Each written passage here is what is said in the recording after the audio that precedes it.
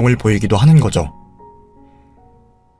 약을 먹고 치료도 꾸준히 받고 있지만 그게 쉽게 나아지진 않았어요.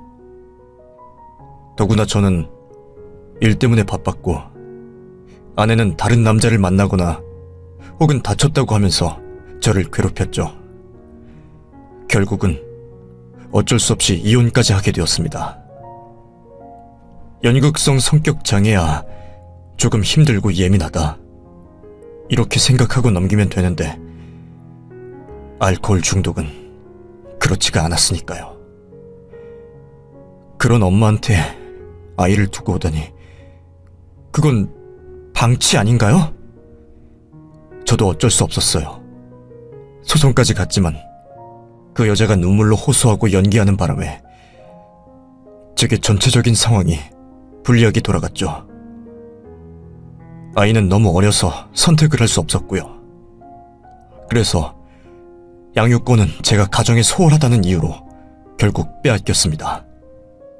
아이를 보러 가는 건 허용이 되었는데 절대로 보여주지 않았죠. 다음에 매번 그런 식이었고요. 그래도 찾았어요, 저. 어떻게 이렇게까지... 그건 다 제 잘못입니다. 솔직히 저는 아이를 잃어버린 것도 몰랐다가 알게 된 겁니다. 겨우 몇 개월 전에요.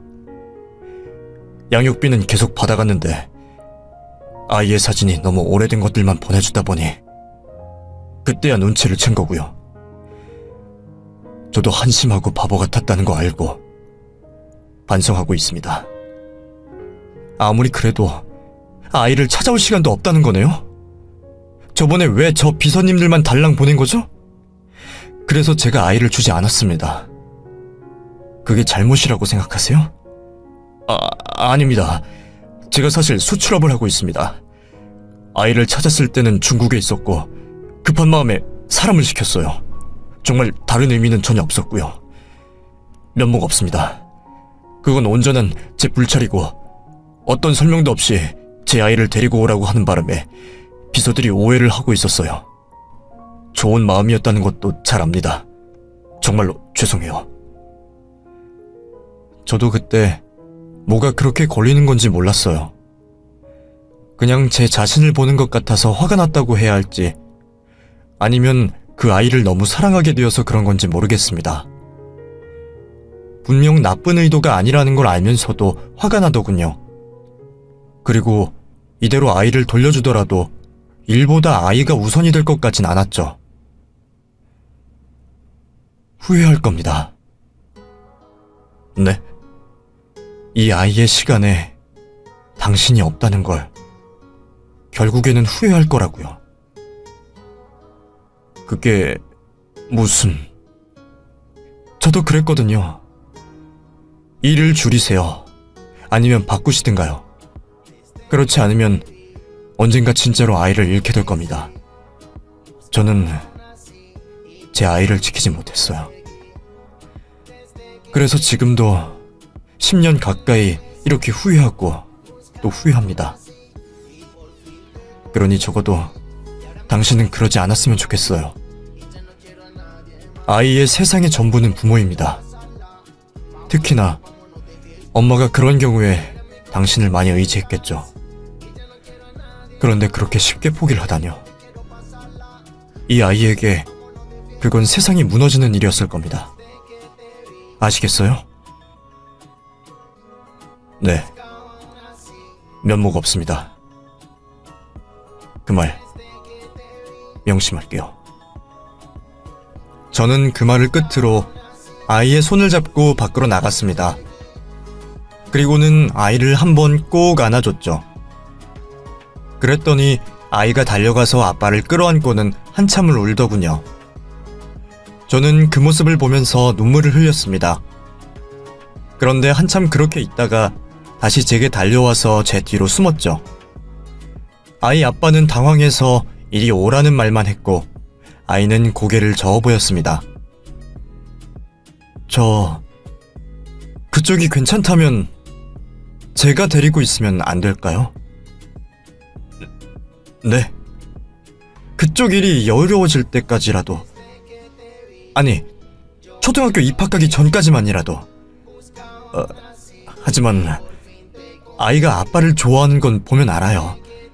하지만 낯설어 하고 있잖아요. 천천히 친해지는 게 좋아요. 이건 그냥 제안이고요. 솔직히 제가 간섭할 문제가 아니라는 것도 알고 선 넘는 짓이라는 것도 인지하고 있어요.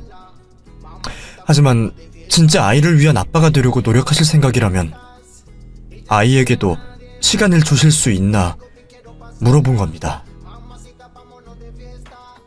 아이의 아빠는 아이의 눈을 보고 한숨을 쉬더니 자신의 명함을 놓고 제게 90도로 허리를 숙여 인사했습니다. 정말 감사합니다. 언젠가 이 신세는 꼭 갚을게요.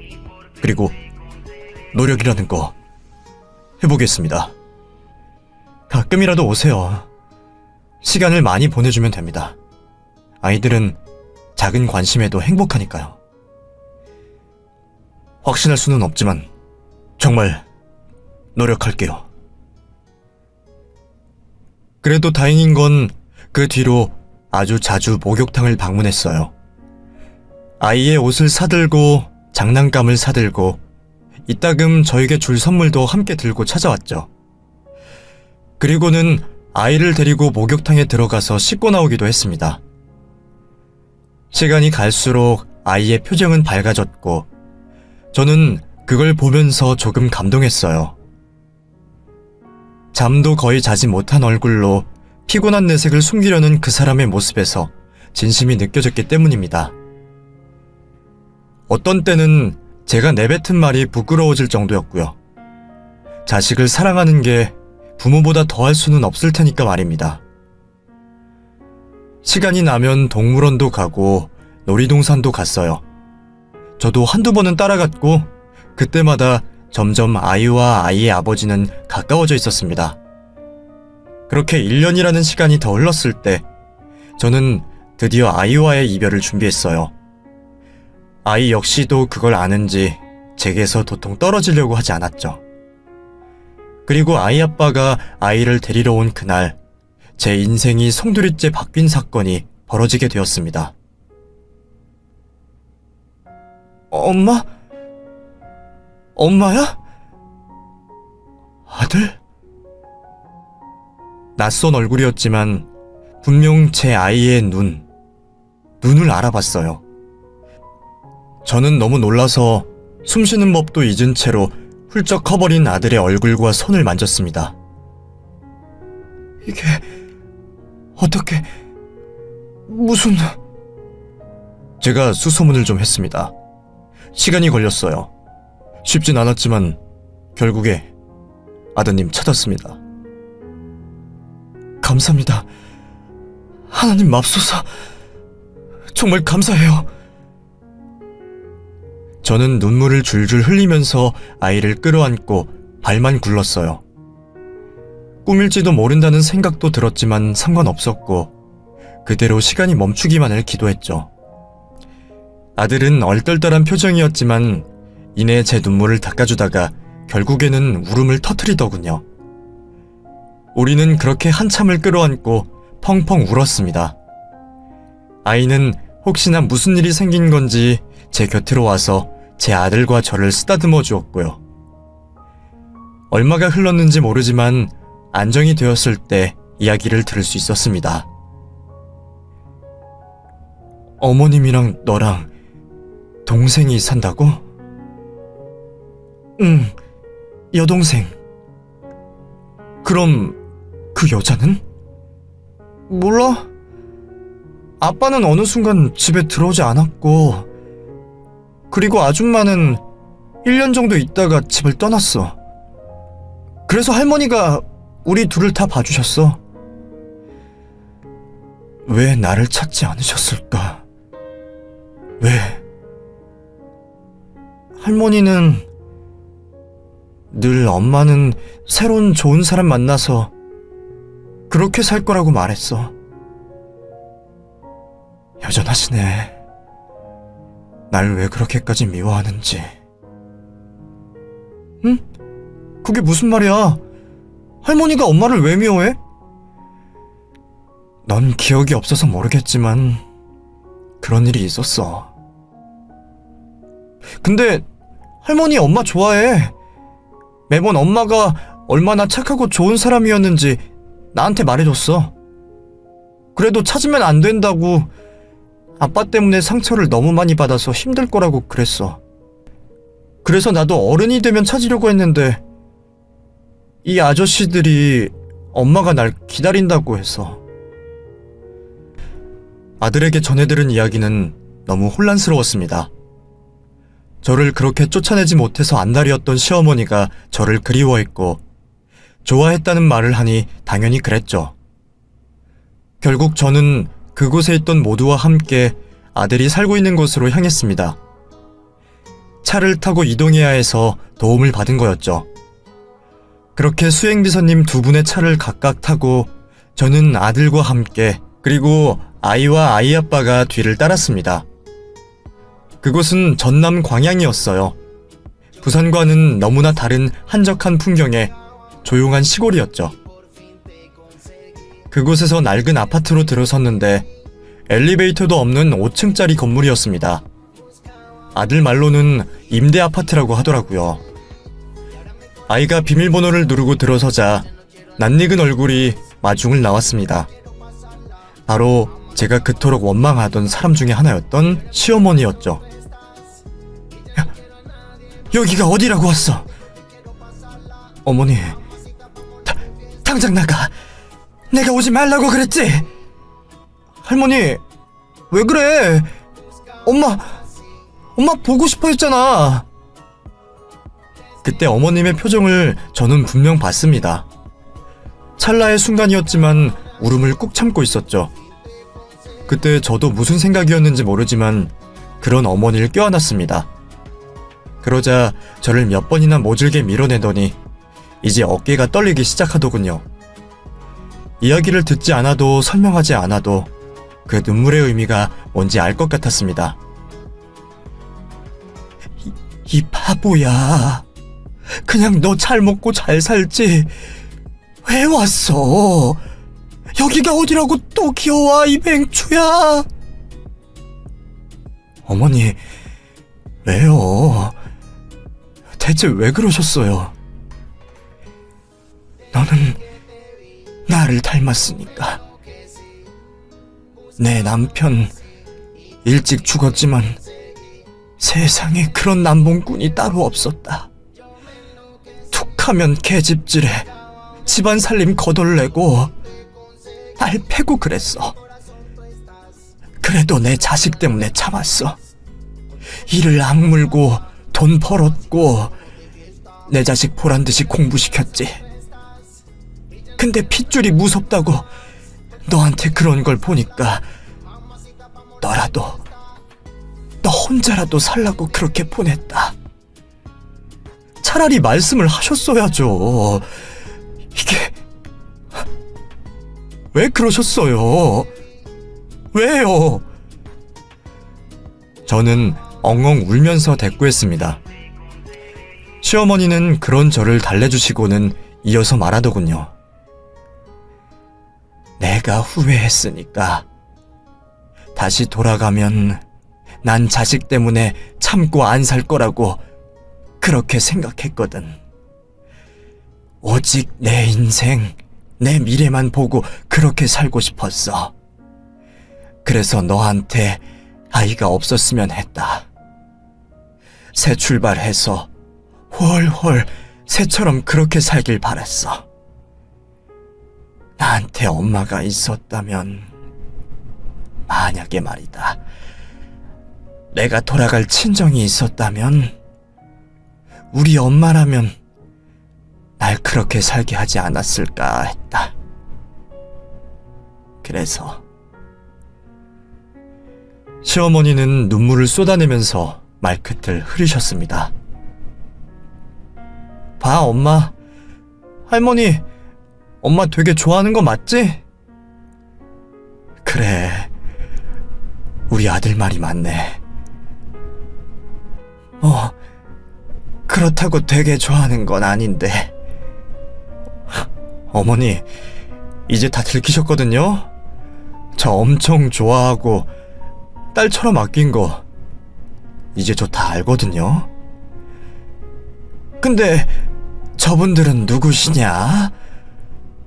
저 꼬마는 혹시 저희 목욕탕 손님이랑 제 아들 같은 아이요.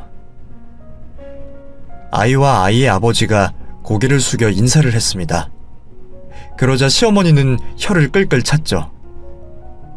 목욕탕? 어우, 저런 멀끔한 남자랑 결혼이나 하지 아직도 그 목욕탕을 하고 있어? 팔아버리고 어디로 갔을 줄 알았더니 넌 정말 맹추구나. 바보 천치도 그렇게는 안 살지. 건물 안 무너졌냐? 제가 관리를 너무 잘해서요. 그러니까 우리 내려가요. 저 어머니 돈 많지는 않아도 벌만큼은 벌어요. 그러니까 여기서 이러지 말고 가요. 네? 하지만 시어머니는 극구 거부하셨습니다. 이유는 아이들의 학교 문제도 있고 일단 제 아들의 여동생이라는 아이가 그 여자의 딸이기 때문이었어요. 같이 산다는 게 제 입장에서나 그 딸아이에게나 충분히 거북한 일이라고 보신 거겠죠. 난 이대로가 좋다. 그러니까 넌 가끔 와서 이렇게 아들이나 보고 가라. 그건 이제 나도 진짜로 약속하마. 아니면 손자가 좋다고 하면 쟤만 데리고 가서 살아도 되고. 할머니, 그건 아니죠. 엄마도 좋지만 할머니랑 동생 두고 제가 어딜 가요. 그때 아이의 아버지가 눈짓을 했고 비서님이 제 앞에 서류를 한 장 내밀었습니다. 그러자 시어머니가 그게 뭐냐고 물었죠.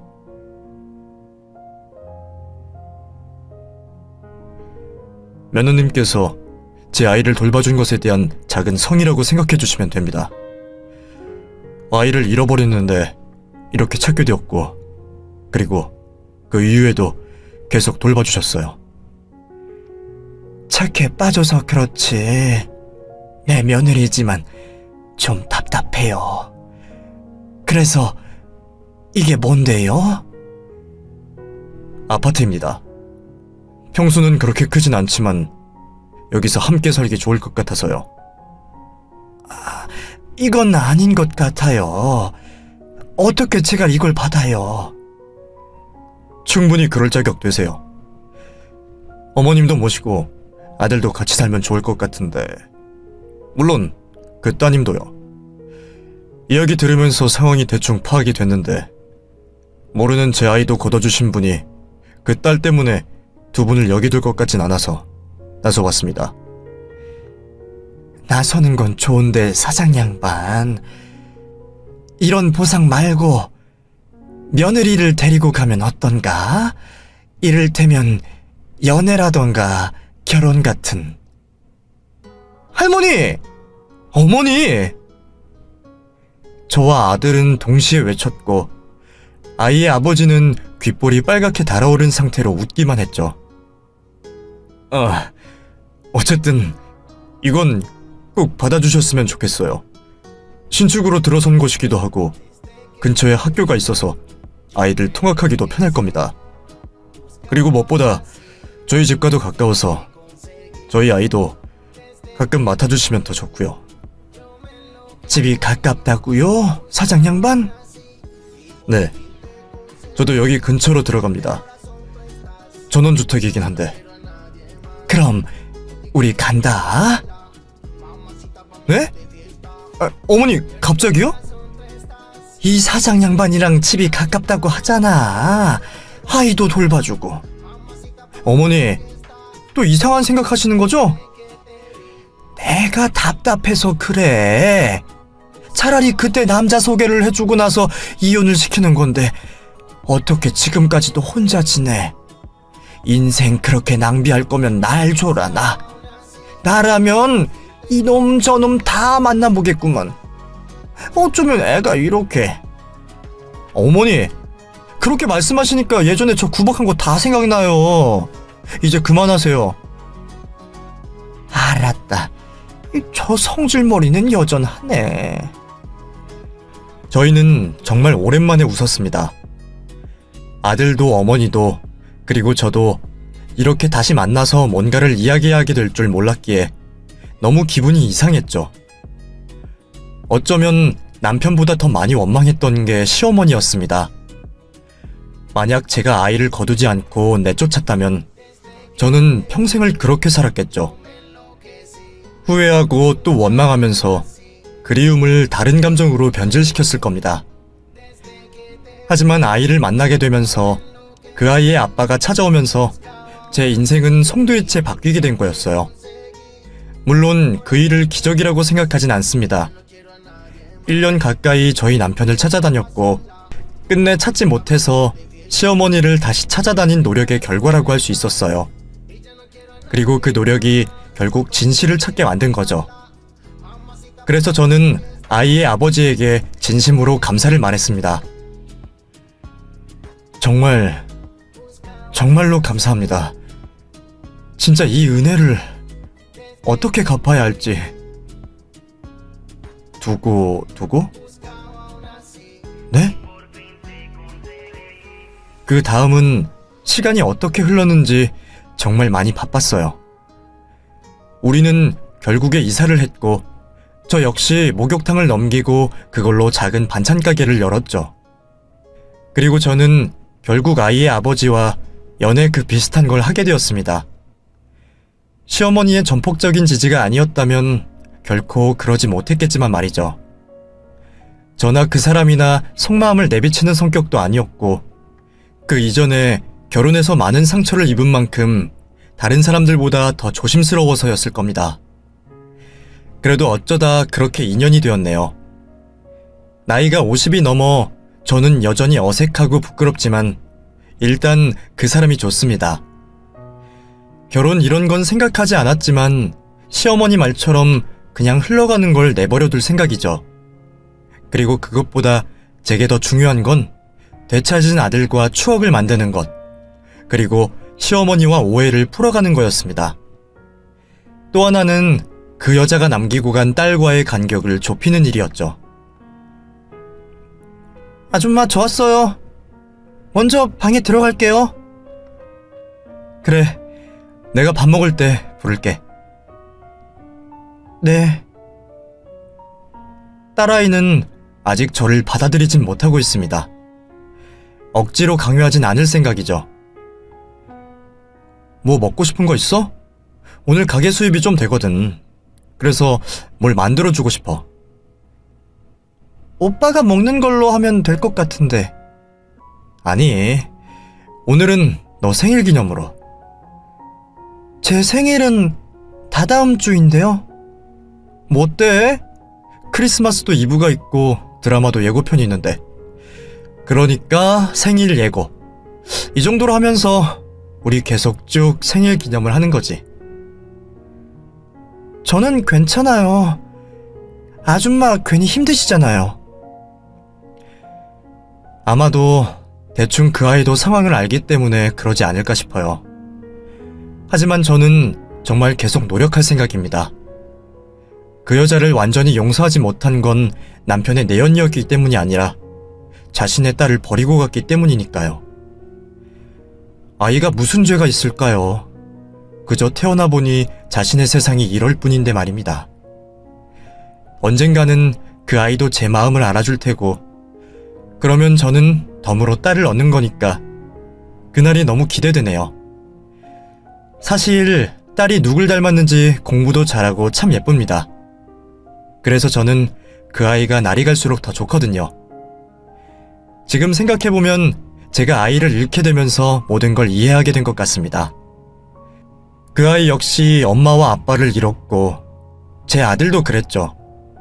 그리고 시어머니 역시 누군가를 한 번쯤 잃어봤기에 우리는 너무 꼭 닮은 가족이 아닌가 싶어요. 서로가 서로를 이보다 잘 이해할 수는 없을 테니까 말이죠. 물론 그렇다고 그런 경험을 또 하고 싶진 않습니다. 그렇게 하기 위해서는 우리는 서로를 잃지 않도록 꼭 함께 있어야 할 것 같아요. 저는 이제 시어머니가 아니라 제 엄마라는 생각을 할 거고요. 딸아이도 저를 그렇게 생각하게 만들고 싶습니다. 앞으로 저희 네 식구, 그리고 그 사람과 그 사람의 귀여운 아이까지 함께할 미래를 생각하려고요. 인생을 살면서 매번 후회를 했기에 이번만은 후회 없이 사랑하고 사랑받으려고 합니다. 이런 제 용기에 많은 응원 부탁드려요.